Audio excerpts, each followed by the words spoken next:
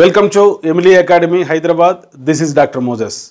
టెట్లో మంచి మార్కులు సాధించాలంటే, డిఎస్సిలో ఎక్కువ మార్కులు సాధించి టీచర్ జాబ్ సాధించాలంటే, హాస్టల్ వెల్ఫేర్ ఆఫీసర్ జాబ్ సాధించాలంటే, డివైఈఓలో కష్టమైన అప్లికేషన్ బిట్స్ సైకాలజీలో సాధించాలంటే గత ప్రశ్నాపత్రాలు అవగాహన చేసుకోవాలి. ఎక్కువ సంఖ్యలో ప్రశ్నలు ప్రాక్టీస్ చేయాలి. గత క్లాసెస్లో 100కు పైగా ప్రశ్నలు ఈ విధంగా విశ్లేషణ చేశాను. 4 ఆప్షన్లో ఉండేటువంటి అంశాలకు సంబంధించి కూడా ఒక్కొక్క బిట్కి సంబంధించి మినిమం 10 to 20 బిట్స్ కాన్సెప్ట్స్ నేను ఎక్స్ప్లెయిన్ చేశాను. కనుక వెంటనే డాక్టర్ మోజెస్ ఎమిలీ అనే మా యూట్యూబ్ ఛానల్ మీరు సబ్స్క్రైబ్ చేసుకోండి. ఈ వీడియో లైక్ చేయండి, మీ ఫ్రెండ్స్కు షేర్ చేయండి. గత వీడియోస్ కూడా మీరు చూడడం వల్ల కనీసం ఒక 500 పేజెస్ నోట్స్ మీరు రాసుకోగలుగుతారు. అవి రాబోయే టెట్, డిఎస్సి, హెచ్డబ్ల్యూ, డివైఓ, ఇతర పోటీ పరీక్షలకు, జాతీయ స్థాయిలో సీటెడ్ ఎగ్జామ్ కూడా ఎంతగానో ఉపయోగపడతాయి. Come to the point. ఈ కింది వాణిలో వ్యక్త్యంతర్గత భేదాలకు ఒక ఉదాహరణ. ఏ మరియు బిలు ఇచ్చిన ఒక సంగీత ప్రదర్శనలో బి చాలా బాగా చేశాడు. ఆప్షన్ 2, సమాన గంటలు చదివినప్పటికీ ఒక భావనను నేర్చుకున్నటకు బి కన్నా ఏ ఎక్కువ సమయాన్ని తీసుకునేవాడు. ఆప్షన్ నెంబర్ 3, చదువు మరియు ఆటల్లో ఆసక్తి ఉన్నప్పటికీ ఏ ఆటల్లో ఎక్కువగా రాణించేవాడు. ఆప్షన్ నెంబర్ 4, బి తన సమవయస్కులతో ఎప్పుడు పోట్లాడుతాడు కానీ ఏ నిశ్శబ్దంగా ఉంటాడు. ఎప్పుడైనా ఒక ప్రశ్న చదివినప్పుడు ఆ ప్రశ్న ఏ సబ్జెక్టుకు సంబంధించింది, ఏ టాపిక్కు సంబంధించింది, ఏ కాన్సెప్ట్కు సంబంధించిందో మీరు అవగాహన చేసుకోవాలి. ఈ ప్రశ్న ఇక్కడే ఉంది, వైయక్తిక భేదాలకు సంబంధించింది, లేక వ్యక్త్యంతర్గత భేదాలు, వ్యక్త్యంతర భేదాలకు సంబంధించింది. దీన్నే మనం ఇండివిజువల్ డిఫరెన్సెస్ అంటాం. ఈ ప్రశ్న ఒక అప్లికేషన్ బిట్. ఇదే టాపిక్లో నాలెడ్జ్ బిట్ ఎట్లా అడుగుతారంటే, వైయక్తిక భేదాలకు సంబంధించి శాస్త్రీయంగా అధ్యయనం చేసిన వారిలో ముఖ్యులు అంటాడు. Sir Francis Galton. ఇంకా ఒక విధంగా బిట్ అడగాలంటే, సర్ ఫ్రాన్సిస్ గాల్టన్ వైయక్తిక భేదాలకు సంబంధించి రాసినటువంటి రచన and enquiry into human faculty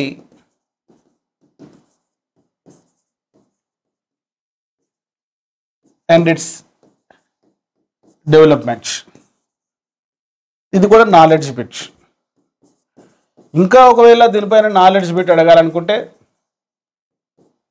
వైయక్తిక భేదాలకు సంబంధించి సర్ ఫ్రాన్సిస్ గాల్టన్ రాసిన and enquiry into human faculty and its development అనే గ్రంథం ఏ సంవత్సరంలో రాశారు? 1883. ఇటువంటి ప్రశ్నలు ఒక పుస్తకం కొనుక్కొని చదువుకున్నా, లేకుంటే బట్టి పద్ధతిలో ఏదైనా ఒక PDF దగ్గర పెట్టుకొని చదువుకున్నా అర్థమవుతుంది. కానీ ఇక్కడ ఇచ్చిన ప్రశ్న అటువంటిది కాదు. ఇటువంటి ప్రశ్నలు ఈ మధ్య ఎక్కువగా అడుగుతున్నారు పోటీ పరీక్షల్లో. ఈ క్రింది వానిలో వ్యక్త్యంతర్గత భేదాలకు ఉదాహరణ. అంటే వ్యక్త్యంతర్గత భేదాలకు ఉదాహరణ అన్నప్పుడు వ్యక్త్యంతర భేదాలకు ఉదాహరణ కూడా తెలుసుకోవాలి. ఒకసారి నోట్స్ రాసుకుంటూ వినడానికి ట్రై చేయండి. వైయక్తిక భేదాలు 2 రకాలు, వ్యక్త్యంతర భేదాలు,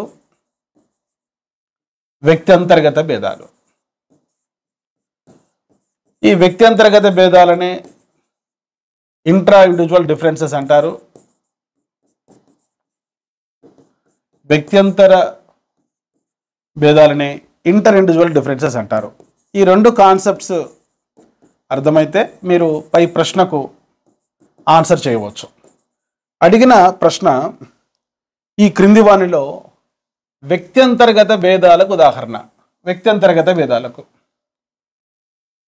చూడండి, 2 వ్యక్తులు ఉన్నారు. ఏ అనే వ్యక్తి, బి అనే వ్యక్తి. 2 వ్యక్తుల మధ్య కానీ 2 అంతకంటే ఎక్కువ వ్యక్తులలో ఏదైనా ఒక లక్షణం తీసుకుంటే, ఏదైనా ఒక సామర్థ్యం తీసుకుంటే, ఏదైనా ఒక ప్రవర్తనాంశం తీసుకుంటే,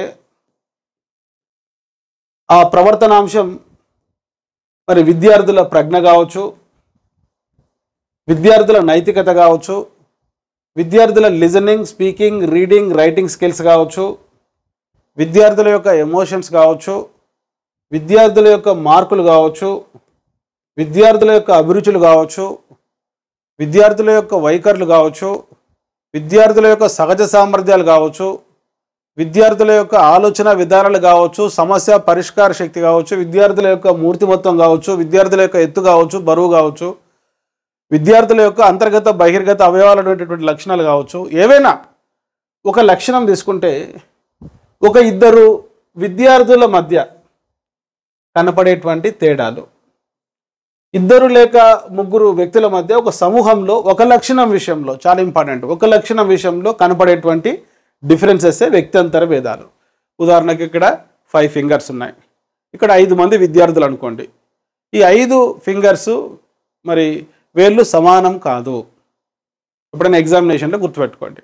వ్యక్త్యంతర అంటే ఇంటర్ ఇండివిజువల్ డిఫరెన్సెస్ అంటే 5 వేళ్ళు సమానం కాదు. మన ఎదురుగా కూర్చున్న విద్యార్థులందరూ కూడా ఏ ప్రవర్తనాంశం తీసుకున్నా అందరూ కూడా ఒకే విధంగా ఉండరు. ఇవి వ్యక్త్యంతర భేదాలు, ఇంటర్ ఇండివిజువల్ డిఫరెన్సెస్. ఇవి తెలుసుకున్నప్పుడే ఒక ఉపాధ్యాయుడు సరైన బోధనా పద్ధతి, బోధనా ఉపగమం ఎంచుకోగలడు. ఎందుకు సార్ ఇన్ని తేడాలు ఉంటాయి? జంతువులలో ఇన్ని తేడాలు ఉండవు కదా.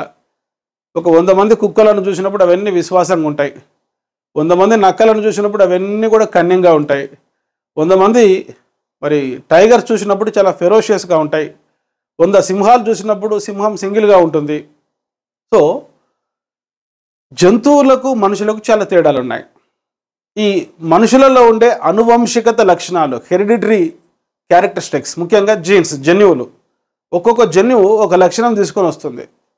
కనుక ఈ జన్మించే క్రమంలో, జైగోటుగా ఫామ్ అయ్యేటువంటి క్రమంలో ఒకే తల్లిదండ్రులకు పుట్టినటువంటి సమరూప కవలలు కావచ్చు, విభిన్న కవలలు కావచ్చు, భిన్న లక్షణాలతో పుట్టడానికి కారణం జన్యువులలో ఉండేటువంటి వైవిధ్యం.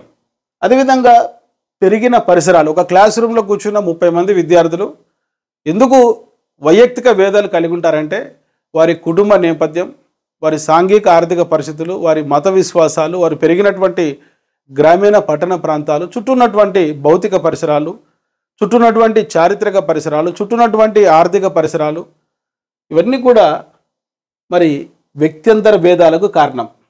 కాన్సెప్ట్ అర్థమైంది.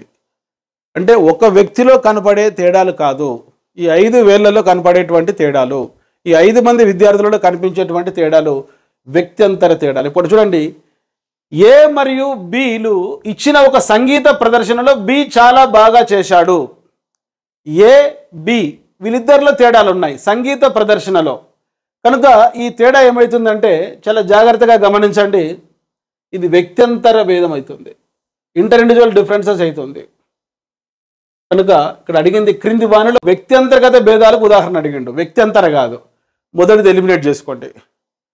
రెండవ ఆప్షన్, సమాన గంటలు చదివినప్పటికీ ఒక భావనను నేర్చుకున్నట్టుకు బి కన్నా ఏ ఎక్కువ సమయాన్ని తీసుకునేవాడు. ఇక్కడ సమాన గంటలు చదివారు ఇద్దరు, ఏ మరియు బి. ఒక భావన నేర్చుకోవడానికి వీళ్ళ అభ్యసనంలో తేడాలు ఉన్నాయి, బి కన్నా ఏ ఎక్కువ సమయం తీసుకుంటున్నాడు. కనుక ఇది కూడా వ్యక్త్యంతర భేదం, కనుక ఇది కూడా ఎలిమినేట్ చేసుకోండి. చూడండి, ఇక్కడ ఆప్షన్ నెంబర్ 4 గమనించండి. బి తన సమవయస్కులతో అంటే పీర్ గ్రూప్తో ఎప్పుడూ పోట్లాడతాడు, కానీ ఏ నిశ్శబ్దంగా ఉంటాడు. ఏ సైలెంట్గా ఉంటాడు, నిశ్శబ్దంగా, కానీ పీర్ గ్రూప్తో తోటి విద్యార్థులతో ఎప్పుడు బి పోట్లాడుతుంటాడు. అంటే వారి పర్సనాలిటీలో తేడాలు ఉన్నాయి. ఇవి కూడా వ్యక్త్యంతర భేదాలకు ఉదాహరణ, ఇంటర్ ఇండివిజువల్ డిఫరెన్స్కు సంబంధించింది. ఇది కూడా ఎలిమినేట్ చేసుకోండి. ఇప్పుడు ఆప్షన్ నెంబర్ 3 చదవడానికి ముందు ఒక కాన్సెప్ట్ వినండి. ఒక వ్యక్తిలో 2 లక్షణాల విషయంలో కనపడేటువంటి డిఫరెన్సెస్, 2 లక్షణాలు కావచ్చు, 2 సామర్థ్యాలు కావచ్చు, 2 ప్రవర్తనాంశాలు కావచ్చు, ఏదైనా 2 అంశాలు తీసుకుంటే ఆ 2 అంశాలు ఒకే విధంగా ఒక విద్యార్థిలో ఉండవు. ఉదాహరణకు హోవార్డ్ గార్డ్నర్ చెప్పినటువంటి 8 ప్రజ్ఞలలో భాషాపరమైన ప్రజ్ఞ, గణిత తార్కిక ప్రజ్ఞ, దృశ్య స్థలభావ ప్రజ్ఞ, సంగీత ప్రజ్ఞ, శారీరక స్పర్శాగతి ప్రజ్ఞ, వ్యక్త్యంతర్గత ప్రజ్ఞ, వ్యక్త్యంతర ప్రజ్ఞ, ప్రకృతిపరమైన సహజ ప్రజ్ఞ, న్యాచురలిస్టిక్ ఇంటెలిజెన్స్, 8 రకాల ప్రజ్ఞలు ఒక వ్యక్తి బ్రెయిన్లో ఒక విధంగా ఉండవు. ఒక రంగంలో ఎక్కువ ఉంటాయి, ఒక రంగంలో తక్కువ ఉంటాయి. కనుక వ్యక్తి యొక్క మార్కులు తీసుకుంటే సైన్స్లో ఎక్కువ మార్కులు రావచ్చు, గణితంలో తక్కువ మార్కులు రావచ్చు. సహజ సామర్థ్యాలు తీసుకుంటే ఒక వ్యక్తిలో సంగీతంలో మంచి సాధన ఉండవచ్చు, చిత్రలేఖనంలో మంచి సాధన ఉండకపోవచ్చు, వైఖరులలో తేడాలు ఉంటాయి. వ్యక్తి యొక్క అభిరుచులు, క్రికెట్ అంటే ఇష్టపడతాడు, ఫుట్బాల్ అంటే ఇష్టపడ్డాడు. ఒక వ్యక్తిలో రెండు అంశాలకు సంబంధించి ఉండేటువంటి డిఫరెన్సెసే వ్యక్త్యంతర్గత భేదాలు, ఇంట్రా ఇండివిజువల్ డిఫరెన్సెస్. మళ్ళీ చెప్తున్నాను, ఒక లక్షణం విషయంలో ఇద్దరు అంతకంటే ఎక్కువ వ్యక్తుల మధ్య ఉండేటువంటి డిఫరెన్సెస్, భేదాలు, తేడాలను మనం వ్యక్త్యంతర భేదాలు అంటాం. ఒక వ్యక్తిలో రెండు లక్షణాలు తీసుకుంటే అవి ఏవైనా కావచ్చు. Listening, speaking, reading, writing. Raju బాగా మాట్లాడతాడు కానీ సరిగా రాయలేడు. అంటే రాజు అనేటువంటి వ్యక్తిలో ఉండేటువంటి డిఫరెన్సెస్, బాగా మాట్లాడతాడు, కమ్యూనికేషన్ స్కిల్స్ బాగున్నాయి కానీ బాగా రాయలేడు. రెండు సామర్థ్యాల విషయంలో ఒక వ్యక్తిలో ఉండే తేడాలు. ఒక విద్యార్థికి జ్ఞాపక శక్తి చాలా ఎక్కువ కానీ అప్లికేషన్ బిట్స్ సరిగా చేయలేడు. అంటే ఒక వ్యక్తిలో మెమరీ పవర్ బాగుంది కానీ అప్లికేషన్ ఎబిలిటీ తక్కువ ఉంది.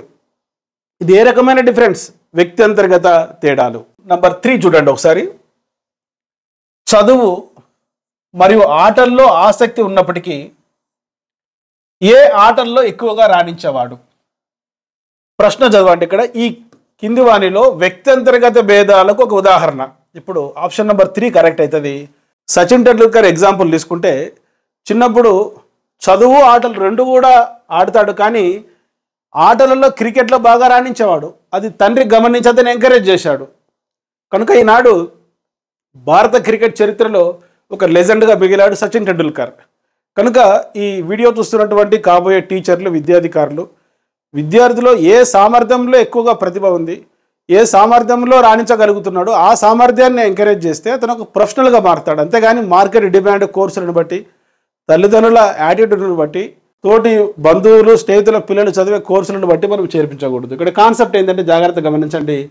చదువు మరియు ఆటల్లో ఆసక్తి ఉన్నప్పటికీ ఏ ఆటల్లో ఎక్కువగా రాణించేవాడు, ఇది వ్యక్త్యంతర్గత భేదాలకు ఒక ఉదాహరణ, ఇంట్రా ఇండివిజువల్ డిఫరెన్సెస్. కనుక ఇక్కడ ఆన్సర్ వ్యక్త్యంతర్గత భేదాలని తీసుకోండి. ఈరోజు క్లాస్లో నేను దాదాపుగా చాలా ఎగ్జాంపుల్స్ చెప్పాను, 2 కాన్సెప్ట్స్ ఎక్స్ప్లెయిన్ చేశాను.